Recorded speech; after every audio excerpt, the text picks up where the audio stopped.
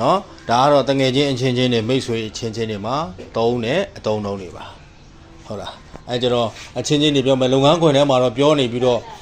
တခါတငယ်ချင်းတွေမိတ်ဆွေတွေနဲ့စကားပြောတဲ့အခါကျတော့မပြောတတ်ရင်နော်ဘယ်လိုပြောမလဲတငယ်ချင်းမရှိဘူးပေါ့ဟုတ်ကဲ့မင်းနဲ့တငယ်ချင်းတွေနဲမယ်ပေါ့ကိုမြန်မာအချင်းချင်းပဲနေကြမယ်ပြောကြမယ်ပေါ့နော်အတူတူပဲနေကြတခြားမလေးရှားတွေအင်ဒိုနီးရှားတွေကြာကိုကအခြားစကားလုံးတွေမပြောတတ်ရင်ဟုတ်လားသူတို့ ਨੇ မတွဲပြစ်ဘူးစကားမပြောပြစ်ဘူးဟုတ်လားအပြင်နေပါလေအတူမသွားပြစ်ဘူးခင်မယ်မှုမပူဘူးပေါ့ဟုတ်လားကိုကနေစကားတွေလည်းတက်ပဲဟုတ်လားဒီအကြောင်းတွေလည်းပြောတတ်မယ်ဆိုရင်တငယ်ချင်းတွေများလာမယ်သူတို့မလေးရှားတွေအင်ဒိုနီးရှားတွေလည်းစကားတွေပြောပြစ်လာမယ်ဟုတ်လုပ်ငန်းခွင်လောက်ပဲကိုသိပြီးတော့တခြားအရာတွေဟုတ်လားတစ်ဖက်ကဘလောက်ကြီးပဲပြောနော်ဒီလိုစကလုံးလေးတွေမသိရင်ကိုဘာမှပြန်ပြောလို့မရဘူးရေပြီးတော့ပဲခေါင်းငိတ်နေရတာ